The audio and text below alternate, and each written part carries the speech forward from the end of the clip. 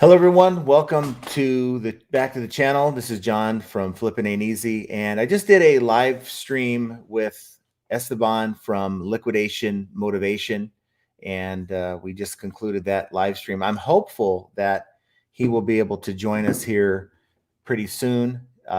He did mention he might be able to make it, so I'm hopeful that he can log in and chat with us here. I don't want to really spend a whole lot of time, but I thought, you know what? It'll be fun to continue the conversation and to try to answer your guys' questions with anything you have that's eBay related. So I know this is sort of a last minute live stream, so I will give people a chance to log in.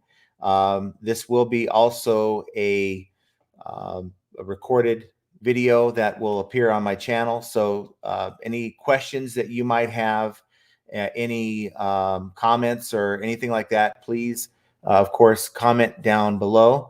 And we do have Mr. Esteban from Liquidation Motivation on here. Hello, everyone. We have 7 in the chat, but we'll sort of get going here. If you are on the live and you want to contribute to the channel, certainly you could do the super chat, super sticker thing, and we'll more likely to get to your question faster. I know last time we had like 150, 170 watching. Last time we did one of these impromptus, and I just couldn't get to everyone's question. So Esteban, he is from Liquidation Motivation, and that's a growing channel. They have the largest liquidation store in the U.S., right? It's in Florida, Lakeland City Mall. And he works with Tom, who is the owner and the guy who runs it all. Or I can't say runs it all, but he's in charge of it all. He has Esteban, who runs his eBay division, and they have about a 3,000 to 4,000 item store on eBay as well. So why don't you introduce yourself a little bit, Esteban? Yes, I run my own store called Esteban, but I rent a little section here at. Can you hear me? Yeah, I can hear you just fine. Okay, for some reason I can't hear myself, but it's okay. Okay.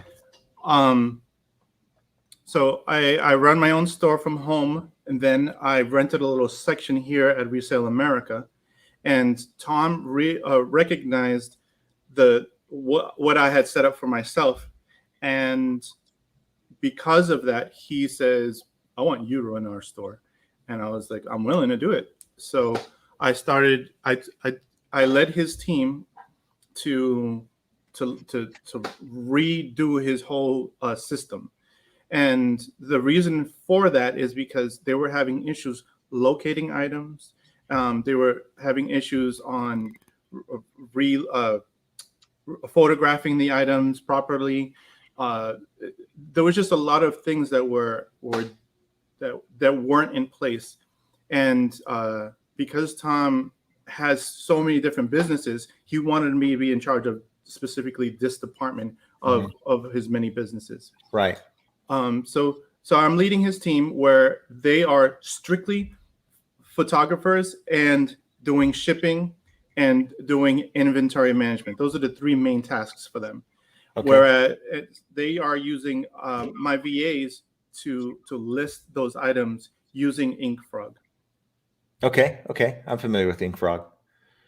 I used to use InkFrog. I stopped using them. I had a lot of problems. It seemed like every other time I'd log in to do listings, it would freeze up or not launch the listing, and it was just a pain. And then I went into eBay, and I just didn't notice a whole lot of time savings for me utilizing that. So, if you're a one-man show, I don't recommend InkFrog. Unless you really want a backup system, then you would go ahead and implement InkFrog and just continue listing on eBay. If you're a one-man show, that's what I recommend. I understand that eBay also has like the staff account permissions that you can give, and someone else who has an eBay store, you can give permission to your store.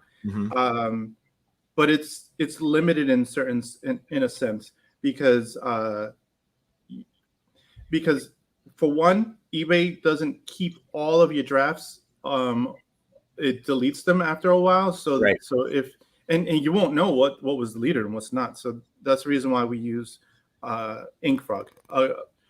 Now we have VAs. You don't use VAs, and so you don't have the need for that. So Mhm. the Well, I the have used VAs, but not as often as you do. Use them all the time. mhm, Right. yeah. Yeah. Right. Well, that's awesome. Want to say hi to some of you all in the chat. We have 18 watching right now, but I'm sure that number is going to grow. We got Big City Shops on eBay. What's up? Josh Howe says, "Hey boss, you really do this last minute, don't you?" Sometimes I do. The last three I have.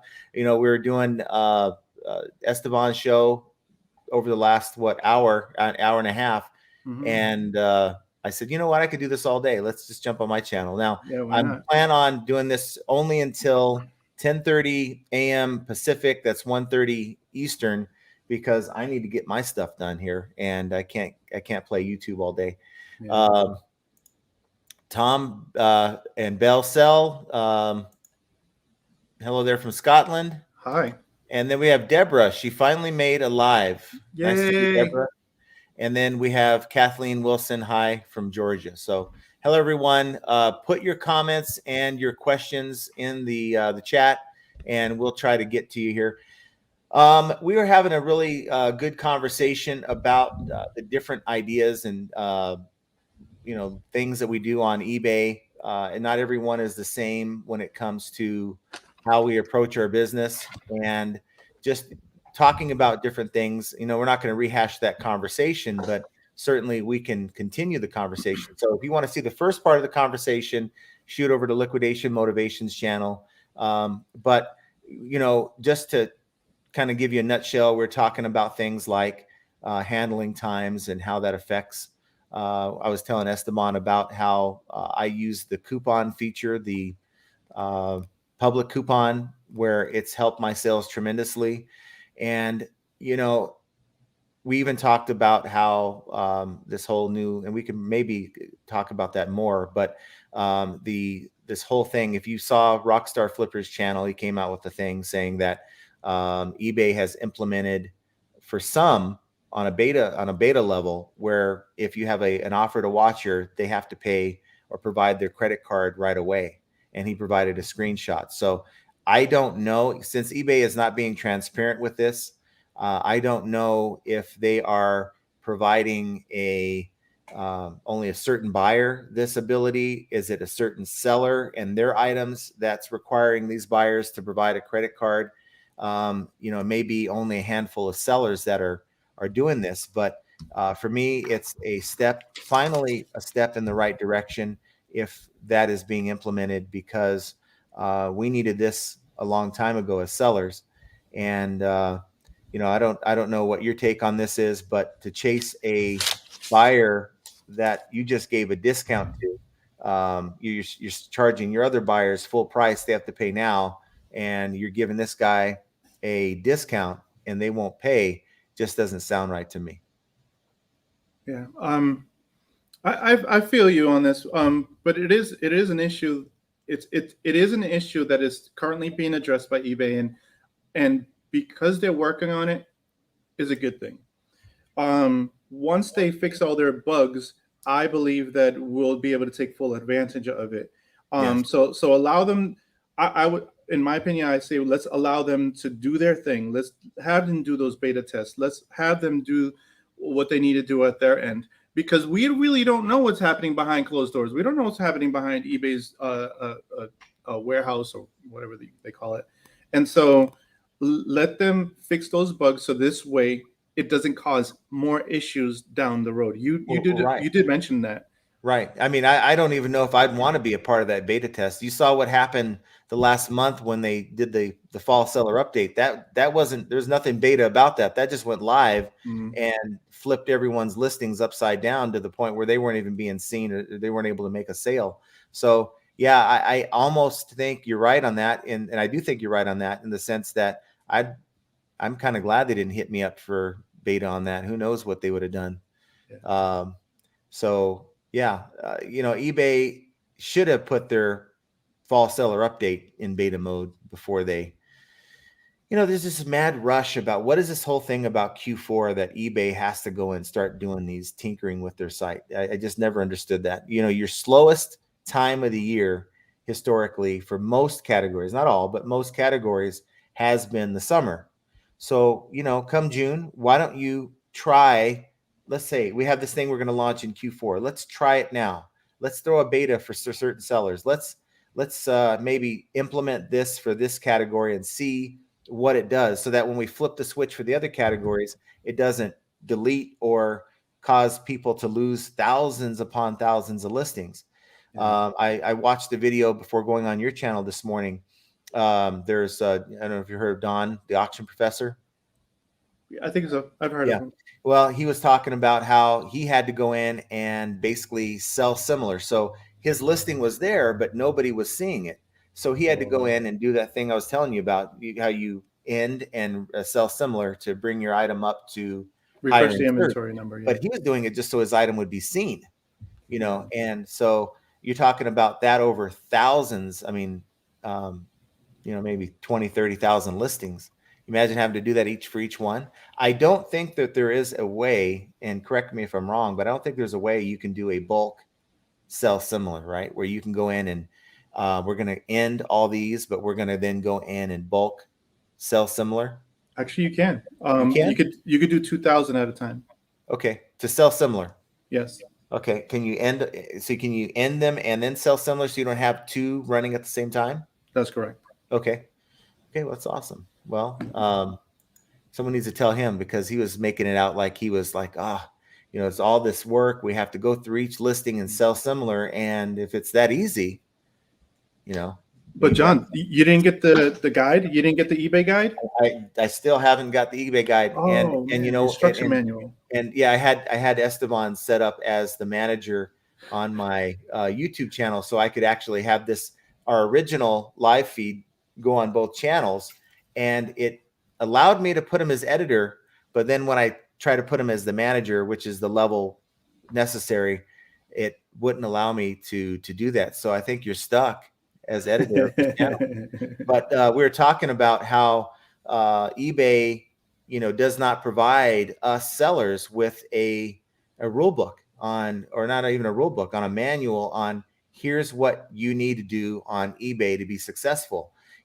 Here's the algorithm. Here's what the algorithm wants to see so that your items is placed in high up in search. We don't get that. So we have to figure it out. So when we were having the conversation earlier about handling time, I had made a comment about how I think the handling time plays a small role in the algorithm. Esteban wasn't quite so sure, and nobody knows. eBay hasn't told us at all what we need to do, other than, if it wasn't for YouTube videos and eBay forums and things like that, you can go on and log on and read about. A lot of you would be lost. I mean, I'd probably still be in the Stone Ages just trying to figure this thing out. But thankfully, the power of social media, we can get together and talk about these things. Yeah, absolutely. I mean, I guess the rebuttal for not having a guide is that they do have like instructions for this and that, and when it like this is what it means to be a power seller. Do it this way, do it that way. In other words, right? But that's the extent of it. It's not necessarily, this is how our algorithm works, and this is how you'll benefit. They won't do that, but they want to see, I want you to give your buyers free shipping, free handling, and free money and free this and then free that. That's how I feel. Don't you think it would benefit what eBay is trying to accomplish if they came out and said, look, here's a whole chapter on the algorithm and what we are looking for, what's important to the algorithm and what's not so important. It may be important for, maybe you'll get a few more sales because, you have a certain type of photo, but, here's what we've programmed into the system. And if you follow these certain concepts to the T and ignore others, you're going to be successful on eBay. You think that it would help their bottom line. Maybe they want to keep it secret. Maybe it's proprietary, but and maybe because it's constantly changing, it would be difficult to put something like that out. But to Give up, me, yeah. why is it such a secretive thing? Why isn't there like seminars on here's exactly what we're looking for, without Yeah. going into all the technical stuff, to me. Look, I mean, I think that when it comes to me running a business on my own, let's say, for example, Stanley and I are starting this new media company, and we've hired VAs, and we let them know, hey, look, this is our goal, and these are the whys. This is why we do what we do. Mm-hmm. If eBay can do something like that and explain the whys, wouldn't we both succeed? You That's my know? thought. Yeah. But it's so secretive that it's like you got to tune into this YouTube channel, maybe tune into that YouTube channel. This seller discovered something over here, and this person discovered this over here, and now we're left to wonder, well, if I implement that into what I'm doing, is that going to help me or is it going to hurt me? And then there's some of us that don't want to be taken out of our comfort zone. They're perfectly fine with the level of sales we're making, and we might be missing out on opportunities had we known that if I would have did this in my title a certain way, or if I would have ordered this in a certain way. I'm sure that the algorithm looks at everything. Yeah. There's still a question of, half of my channel was up in arms at me because I use all 12 of my photos, and some of them are the same, because it's a different, maybe not a different file name or whatever. But Mhm. I'm making sales for the size of store I have. I'm doing pretty good. That's And great. so that's kind of why we have this channel, is we can talk about it and share. Um, how do you So, stay motivated to list, Esteban? all right. I do want to address that. But, Okay, go ahead. but let's wrap up this because Let's wrap up this. Yeah. Yaz A and ATCNC say they want to keep it secret so they can charge for promoting, and then ATCNC says eBay is changing the rule book every quarter. Now, I Oh yeah. understand that, and I feel like I know that we're joking around. We're saying, oh, that we don't get a guidebook, right? Right. But I guess the counter rebuttal to this would be is basically the conversation we had a little while ago. We all have a different way to run our business, our eBay business, Mm-hmm. and so I think for eBay not to give us a rule book, it might be a good thing because it allows us to shape and mold the business and cater to how we can run it. For Right. example, I talked about several, like me as Death Pile Destroyers. For those of you that don't know, Death Pile Destroyers is my company, and we service other eBay stores. And I've realized that there's different ways to sell on eBay, and based on the service I've provided to these other sellers. I no longer run that business, just to let everyone know. The only business I service right now is Resale America over in Liquidation Motivation. But I've learned that there's different ways. So for eBay to tell us, hey, this is the only way to do it, it might hinder us. So that would be my only counter argument on that. Yeah, and this goes the same with, I was in the corporate world 26 years, and we'd say all the time that, um, you know, change is constant. You Yeah, have to be on board with change. You cannot, you know, the moment something changes, you cannot sort of fight it, because that's just the way things are. Things are always changing, and the same thing is true with eBay. And so, we're talking about auctions in the last video, and 10 years ago, that was sort of the primary way of selling on eBay. It was auctions. Now, not so much. And that's because of change. yeah, You can't take the concepts you were using 5 to 10 years ago and expect them to work now, because things have changed so much. So I'm not against actually changing. What I'd like to see, though, is that, eBay least give us a heads up. Don't launch a seller update. I did a week before the seller update. I did a video on here's what the seller update says, and then they launch it on the 12th, but they never said it was going to destroy people's listings.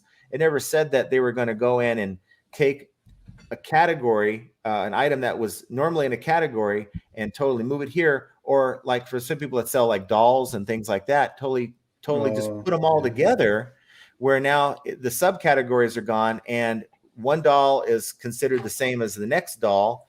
And your buyer, and I did a video on this too, your buyer now can't find your item, and you've created what we call a high effort experience, or what we want to create is a low effort customer experience. But instead, eBay is creating a high effort. And when you create such a high effort where it's too much work for them to find the item they're looking for, they're going to go find it somewhere else. So I just think changes are fine. Do it when it's like, okay, it's like driving to work. Or I haven't did this in years, but it's like driving to work. Would you rather them do road construction during rush hour traffic when you're trying to get there on time, or should they do it at 2 a.m? And all I'm saying is eBay should be doing this at 2 a.m, which is the equivalent of summertime when it's slow for us, and we won't have these headaches. It makes great material to talk about on YouTube channels, but for the rest of you guys out there, you're pulling your hair out wondering why you're not making money. And it's because eBay is not considering the seller, and it's got to change. It's got to change. Absolutely. So again, I'm going to ask you, how do you stay motivated to list? I'm glad you pulled it up because I really wanted to answer the question. Okay. So when it comes to listing, burnout is a real thing. Mm-hmm. Okay, Linda McKee, do you hear that? Burnout is a real thing.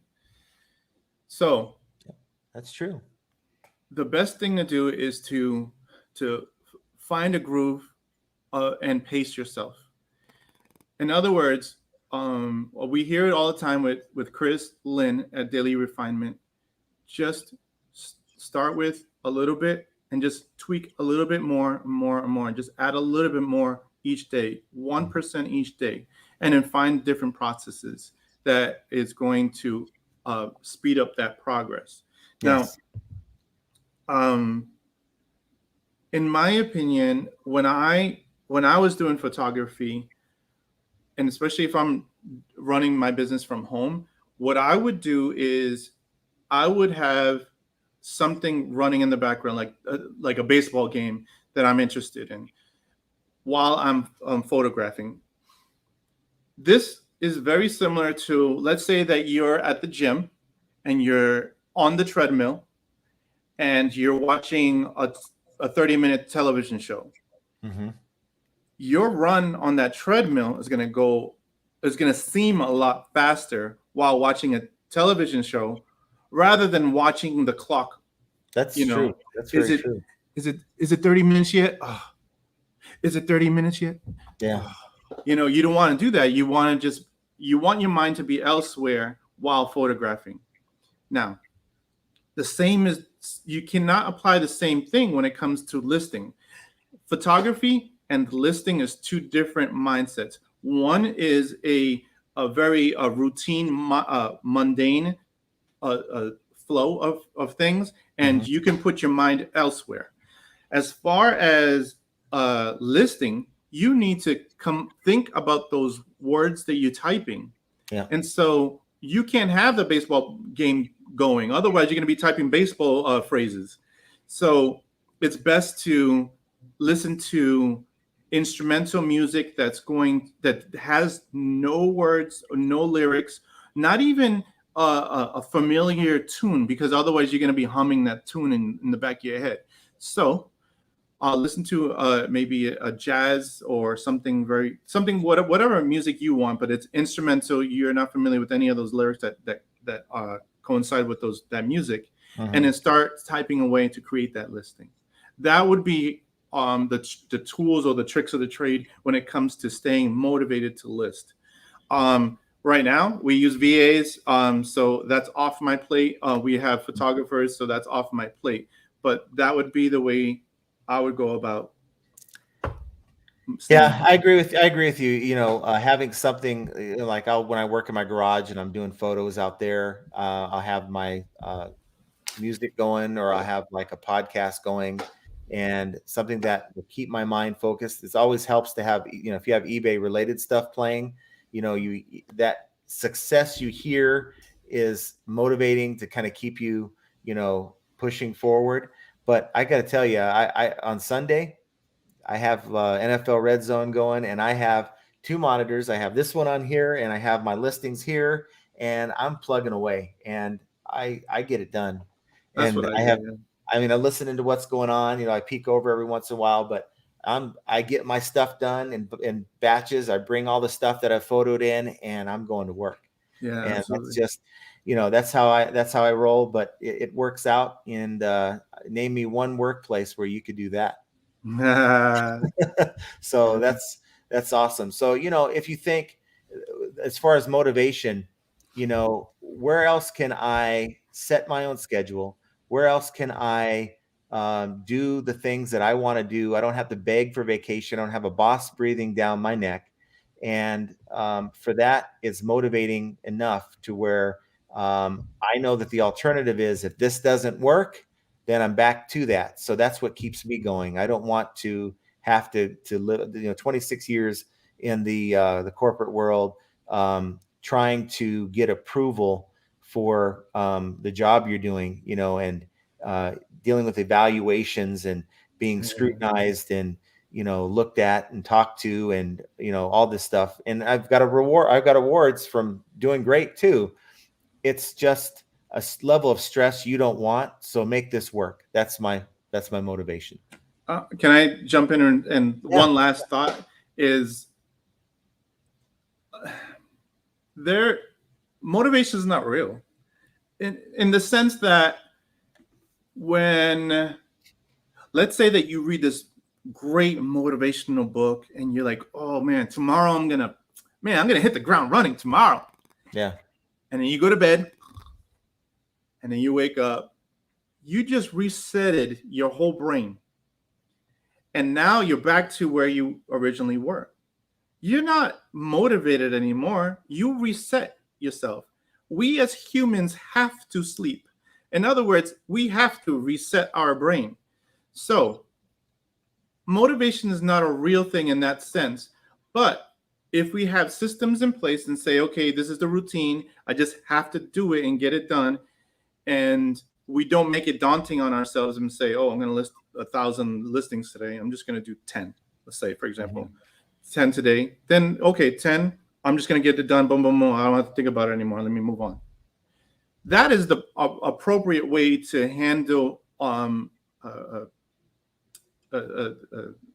redundant tasks like Yeah. listings. Yeah. Yeah. Well, you're going to have to change your channel name now, since motivation doesn't exist. Liquidation Motivation. I'll talk to Tom. You got to figure that out. Okay. So Deborah says that she's been using the coupons for public. It helped the first day. Now back to nothing but one sale a day. Of course, that's just one factor. There's other factors you got to look at when it comes to your store.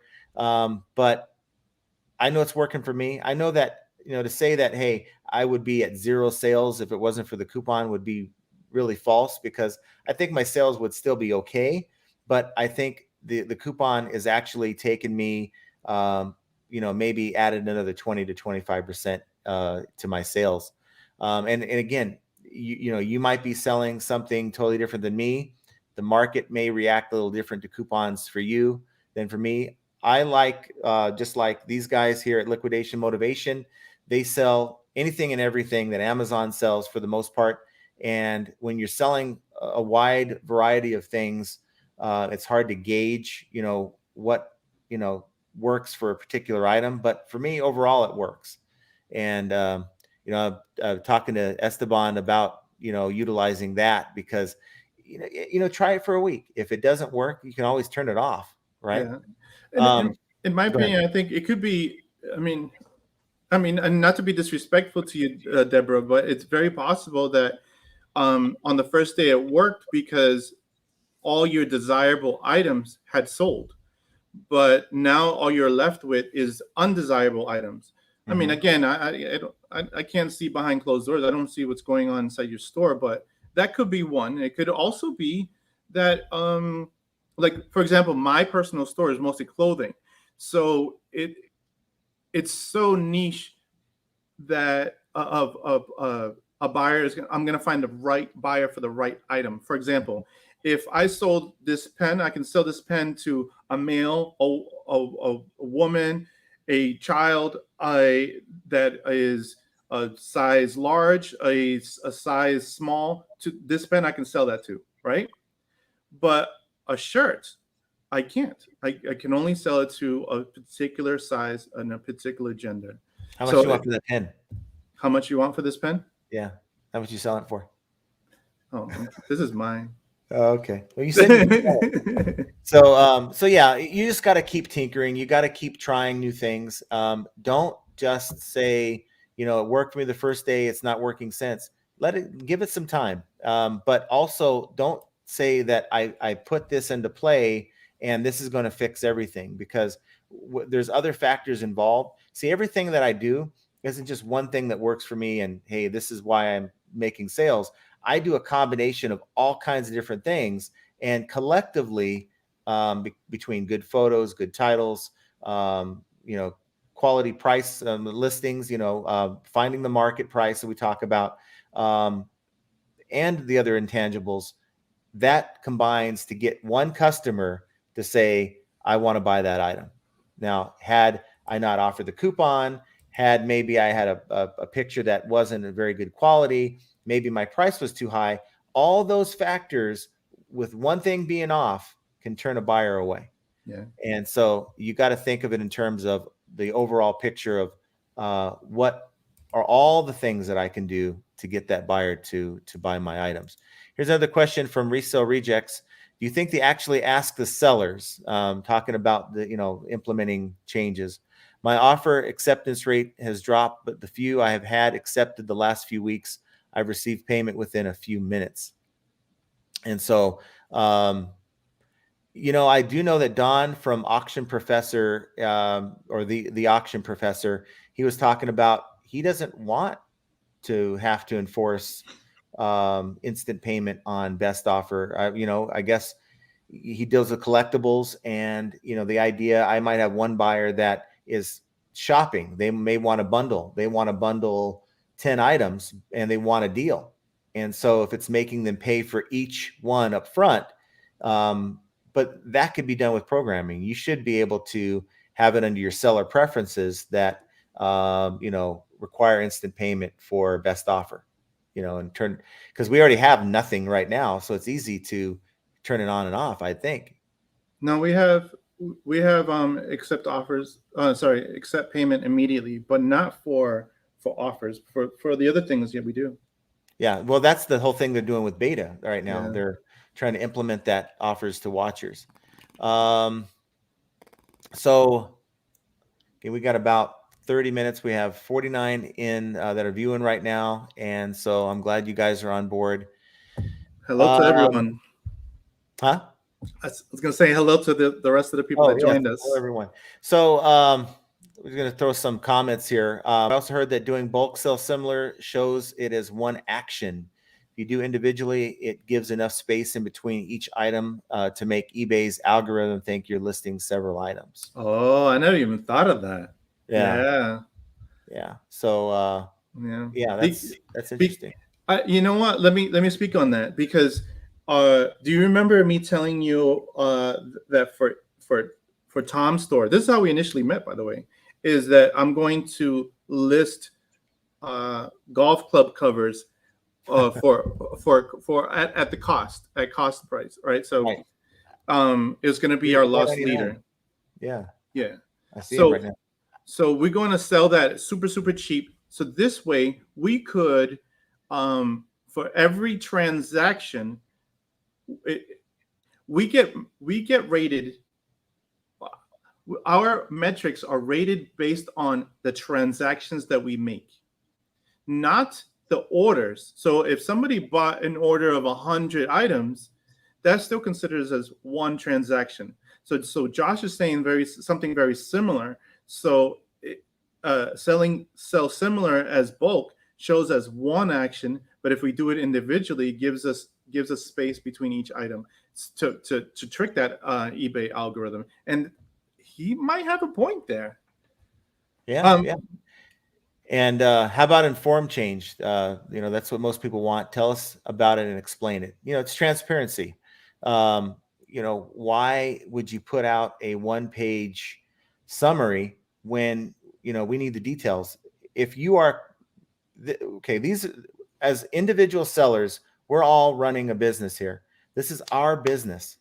And for eBay to withhold that information and the details and, prepare yourselves, this may do this to your listings. So you may just want to be prepared for that, because I can tell you the 12th of October, many sellers weren't prepared for that and they didn't even know it was happening. And so to make a seller go without income for a couple days before they even realize that there's a problem on eBay's end is just wrong. And then of course, eBay wasn't up front. I mean, you would think they would be in tune with everything that's going on with the YouTube videos, with the community forums. They would have someone that would say, "Hey, look, we got a problem here." But eBay, it took them a good week before they even acknowledged that there was a problem. Look, I would to speak on that. It's eBay. We utilize eBay because eBay has great traffic. It's the best platform to sell new and used goods. And in my opinion, if we use them as like a partner, right? A partner. They are our partner in our business. Now, my buddy Stanley and we just started a new business, right? And let's say that Stanley decides he wants to implement something without even letting me know. Wouldn't I be upset about that? Of course. Yeah. And so eBay should look at us as partners. We are their selling partners. Whatever we make, they're going to get a percentage off that. Mm-hmm. So why not? Why not just let us know what's going on? That's right. I mean, it's just the number one problem with almost everything you do in this world boils down to one thing: is communication.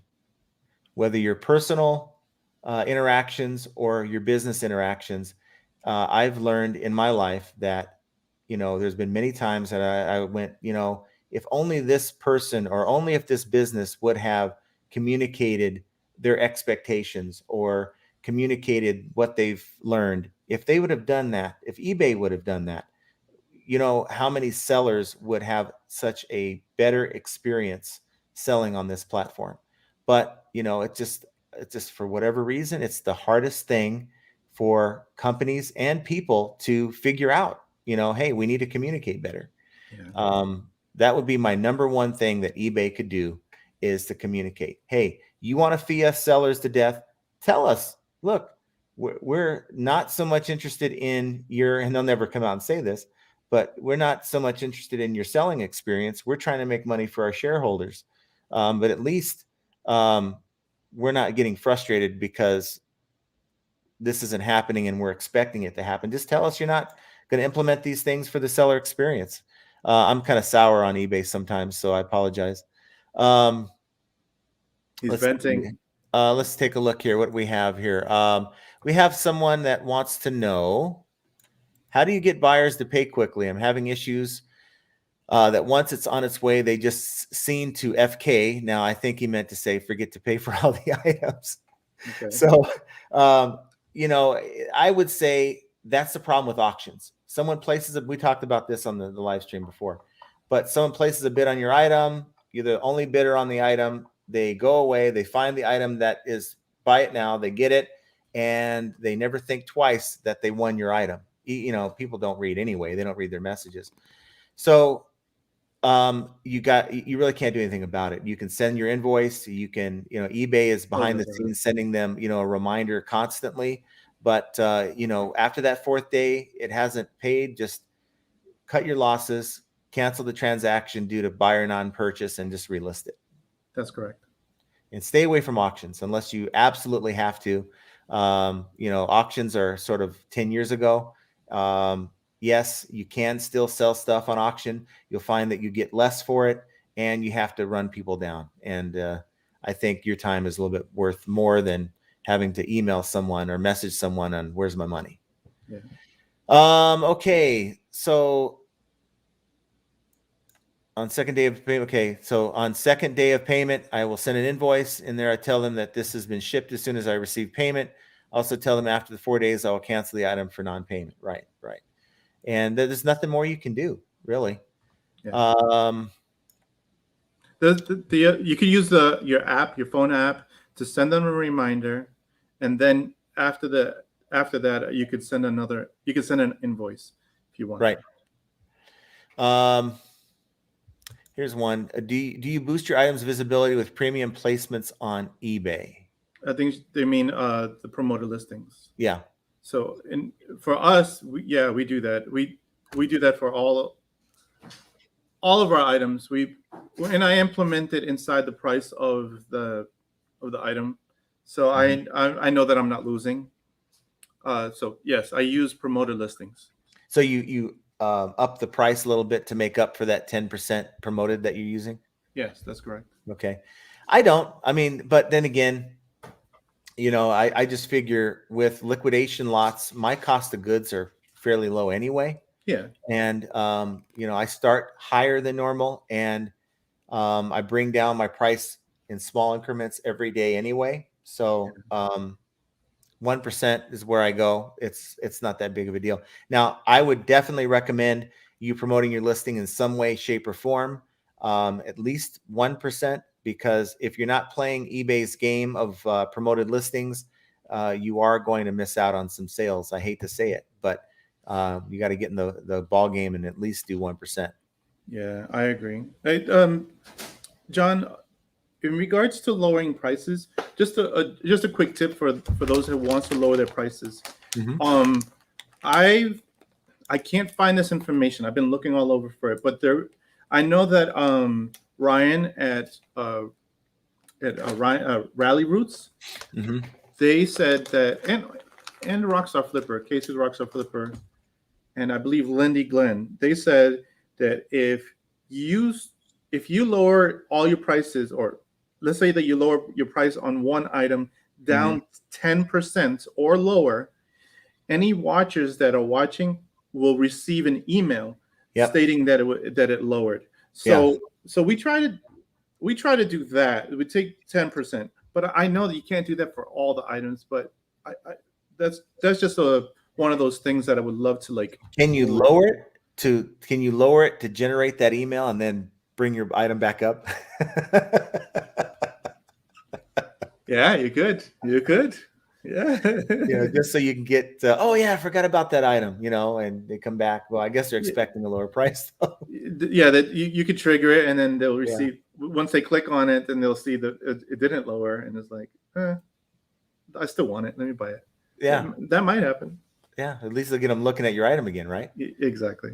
Okay, we got another question here, and we've got about another 10 to 15 minutes before we're going to wrap this thing up. But hi, if someone returned an item purchased by accident with damaged original box, you issue a refund of 90% with 10% deduction. Will eBay refund 90% of fees paid originally?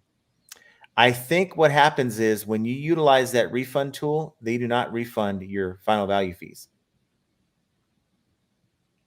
So this is what happened just the other day.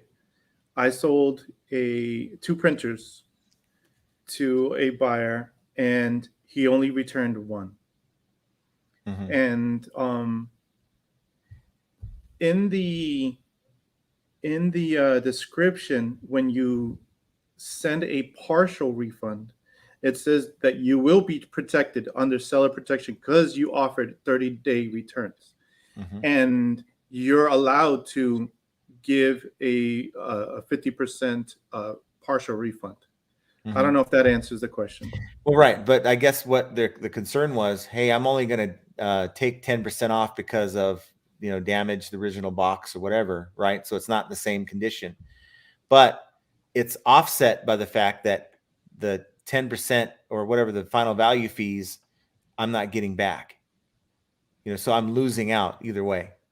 I know that you 100% lose the transaction fee, the 30 cents 30 cents transaction for fee. sure, every time. You 100% lose that no matter every time you sell an item. Right. As far as the transaction fee, you're saying what? You're saying I think that by virtue of you utilizing the refund tool to deduct an amount from the original refund, anything that's not a full refund, eBay is pretty much saying, okay, well, if you refund 90%, you're going to eat the entire final value fee. And I've seen that before. Because see, eBay does not want you as a seller to utilize that refund tool. They don't. They don't want you to use it. I'm trying to recall. I can't recall right now. Yeah. But I believe that is correct. I believe that. So what I do is if I'm not deducting at least 25 or more percent, I don't even bother with the deduction. It's try to sell it as open box. You could, open box, box has some distress, but is in new condition. You could still get Oh yeah, majority of money back or out of that item when you relist it. yeah. Just give it another inventory number if you have another one of those in brand new condition. Yeah. We have Vegas Valley Vintage. My motivation trick, I take picks first, then I begin a draft for each and fill in some item specifics. For me, it's easier to complete drafts than create entire listings at one time. And I like to do my first 5 listings for the day are for tomorrow. So those go into draft form. And then I do my remaining listings for today. So tomorrow I start off with 5 already. I'm already good for 5. And so I know that I'm already making progress. Every day I get to start off with 5 listings already launched. And for me, that just, I don't know, it kind of helps my motivation. I feel like I'm not counting I'm not counting anymore. Yeah. Because for me, it's never been about how many I get listed. It's more about how much am I making. So a lot of us have this mindset of let's set it and forget it. That whole Ronco thing where we list our items and we're good. So we'll never look at those again. But that's the wrong mindset. Those items still need to be looked at once in a while. Maybe, like I said, those prices are too high. You got to keep bringing maybe your photos are bad. Maybe you have the wrong gallery photo for your buyer that's not catching their eye. You have to be constantly, at least once a week, going over your listings and, changing something, otherwise you're going to have stuff in your store for months upon months. And that's how you lose items, by the way. That item, it's always that item that you can't find when you finally sell it that you haven't seen in months, right? Yeah. So it's good to be in tune with your stock and your inventory. Henrik Sanza, thanks for doing this. If you have store subscription, does that help with sales? I think it does. I think it's part of the algorithm. What do you think? A store subscription? Yeah. Does that help with sales? No, having I mean, a seller with no store versus having any size store. No, I think it has to do with the item. It strictly has to do with the item. If you have a high desirable item, in other words, you said sourcing is number one importance thing, right? Yes, that's the number one thing you can do. So that is what helps with sales, is getting the right inventory. Well, what I'm saying is collectively. So if you have 2 items up for sale in search and your buyer is considering yours versus the next guy, you don't have a store and they do, the buyer doesn't care. That's not going to have any relevance to their decision. But I think that it plays a very, very, very small role when eBay is calculating, okay, this search, which one shows up in what order. I think it plays a very small role in that calculation to where your item shows up. Maybe you're not at the top of page 2. Maybe you're in the middle of page 2. Maybe you're now, because you have a store, maybe you're at the bottom of page 1. Maybe, it'll knock you up above that guy who has the same item that doesn't have a store and you have the same price, similar photos and that type of thing. My theory is, because we'll never figure out the algorithm, My theory is if eBay is asking you to do it, they're going to reward you in some way, and that's in search. You are giving eBay money every month, and the expectation is that you should see some type of benefit. I think that it is in a very small way ingrained in the algorithm. And so I think it does help. Again, that should be in the eBay's user manual. Right, right. Why not say, look, we promote our sellers that have stores. We want you to have a store. So once you have a store, it's gonna be like having a little boost in your search. Same thing with new sell. We know with new sellers, look, they limit new sellers to 100 items within the first 90 days, and it's very hard to get more than that. And that's a known thing. So why don't you make all these other things known? It just kind of makes me crazy when we talk about it. Go ahead.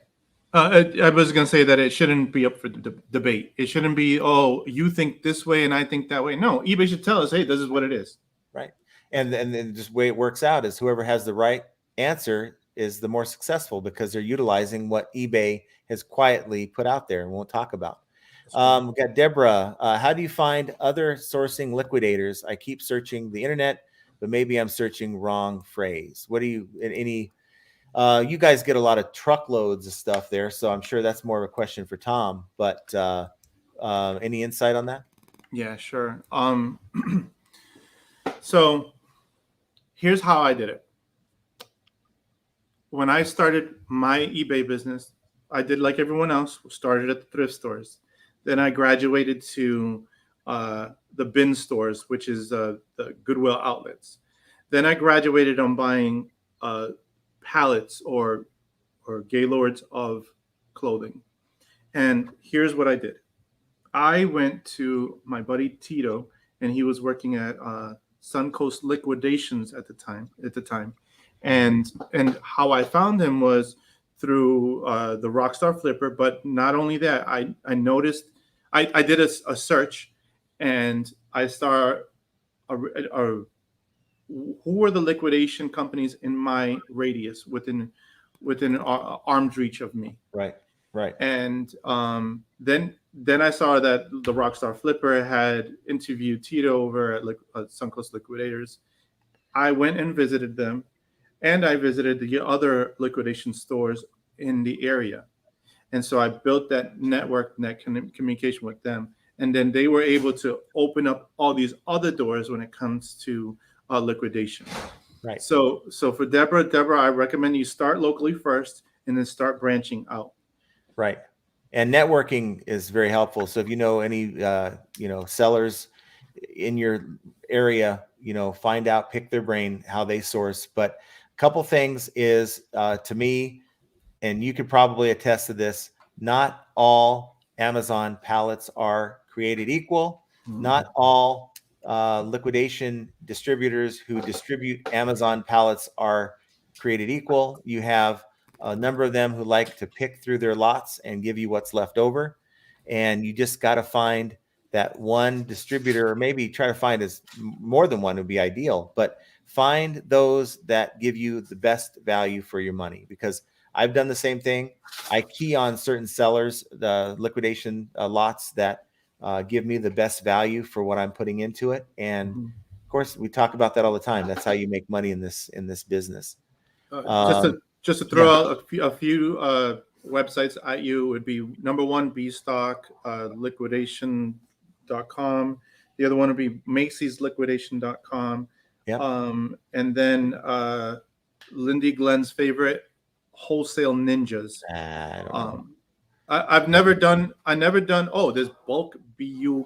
If you want to lose money, if you want to quit this business right away, buy from bulk. I'm probably going to do a video here about that because it just boggles my mind how eBay, and that just proves to me it's all about the money, not the selling experience. Because I can tell you in most cases you're not going to make money consistently selling bulk pallets on eBay, but yet eBay props it up like you can, and it's creating. Yeah, they promote bulk.com. Yes, and it just it's not good. So I plan on making a video where I'm going to go through and try to use my 40-40 formula to see if it's even profitable to, make money off of some of these lots, and just to show you that you can't just buy into what eBay's telling you. Yeah, Deborah, I highly recommend that you follow Liquidation Motivation and see what Tom does, because uh, even though he does it at such a large scale, it can still be done at a smaller scale. And he also has a co-op group. It's called the Bin Store Co-op group on Facebook, Yep. and they buy pallets there as well. And you can reach out to anybody there and see if bulk.com is a reputable. You could see if Wholesale Ninjas is reputable, or they'll be able to tell you, okay, stay away from these kind of lots and buy these kind of lots instead. Mm-hmm. So lean on others that have bought like that before. I agree with that. Okay, so let's see. I have Brian H. I recently sold an item with calculated shipping from Nevada to Michigan, and eBay undercharged the buyer, only charging $1.95 for shipping. Wow. Hasn't happened before. No, that's not happened to me. You did calculated. You got to make sure that you have the right dimensions and weight in there if you're doing calculated. But see, that's why I do a tiered shipping. I have like 7 different shipping policies: $4.99, $6.99, $9.99, $14.99, $19.99, $24.99, $29.99. And so I assess, and I go onto shippo.com. That's what I use for my UPS labels. On larger items, I'll go in there and say, okay, to me, Doral, Florida is my nightmare shipping address. I get a lot of people in Doral that buy a lot of my stuff, but that's the most expensive for me in Nevada, right? So I go in and plug an address in from that part of the world to see what those dimensions and weight would cost me to ship that item. And I'll assign the already fixed price, shipping price, so that, yes, if I'm shipping it to California or Midwest, I'm not paying $29.99, and I'm only paying maybe $23, $24.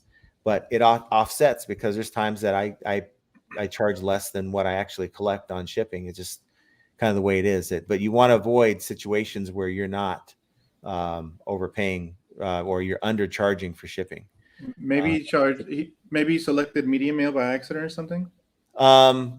Maybe, but wow, because that's a number one killer, especially when you're doing free shipping, is that shipping fee that cuts right into your profits. Off topic here. I did, like on my last video, say, hey, if you have any stores, send them to me. I did get your email, and I will be looking at that here very soon, because I like to help out when I can. Now we got a few minutes left here. John, I was gonna say, for the last few minutes, do you want to do like a lightning round, just run through it? Yeah, shoot. Oh yeah. Here's what we'll do. You click on one, and then I'll answer one, and then you answer another one. Okay. Well, there's not a whole lot really. Okay. But we have one. There you go. Zach Adele, can you go briefly over the eBay stores options, please? Like, which one is best for a small seller? Are you talking? I would say maybe the store size. Yeah, store size. So, wow, off the top of my head, okay. Here's what you do, Zach. Don't worry about the store size yet. What you should do is start selling now, and then as you increase your inventory, then you start looking at the store sizes and then level up alongside eBay's store levels. That's what I would do, rather than waiting and choosing one right now. Right. I agree. Of course, get your feet wet, get your your 90 days in. That's your probation with eBay, and then decide if it's worth continuing. I mean, a lot of people, they think, hey, I can quit my 9 to 5 and do this for a living. I've met 2 or 3 that I've introduced to this business that no longer do it because they just don't like the grind, and so don't go in and you have to go in and sign a deal for a year to get the discounted rates through your store. So don't go through that commitment if you're not sure you're going to be doing this. So we're at the hour mark, and I want to, thank you guys for tuning in. Of course, another last minute kind of thing. And Esteban, thank you for spending an hour with me. I appreciate that, taking you away from what you have to do today. I would spend longer on this live stream, but I do have shipping that I have to get done. Otherwise, he's got to make some money. That's right. That's right. So it's fun sharing the information. And like I said, I will answer your all's emails. You can send me an email at flippinainteasy2020@gmail.com, and I'll be glad to get to it as soon as I can. And that usually is late at night when I'm done with my work and my spending time with family and stuff like that. So any parting words, Esteban, before we leave? I just wanted to invite everybody to stop by for Liquidation Motivation. I believe we'll be here live on Friday at 11 o'clock. It's usually Mondays, Wednesdays, and Fridays we go live, but we try to post a video every single day. Even when we go live, we're trying to launch a video for each of those days. And we highly encourage that everyone leave comments, questions, because we are true believers. I'm not saying me and Tom, but me, John, Tom, and all, we believe that networking is huge. And this is all not necessarily a competition, but we all can help one another in striving and to be better. So please visit liquidationmotivation.com, liquidationmotivation.net, and visit and leave questions, and we will all learn from them. Right. And, just know I try to get your questions in the comments. If you're watching this after the fact, on the replay, put your comments down below, subscribe. I hope you subscribe. And of course, hit that notification bell, because when we do these live streams, only people that hit that bell are going to be notified. And then they come back and say, hey, I didn't even know you went live. So, thank you, Esteban, once again for doing this. But all these topics we covered are just another example of how flipping ain't easy. And I'm going to talk to you guys here very, very soon. And you, Esteban, probably soon as well. Oh, yeah. Thanks, guys, and take care.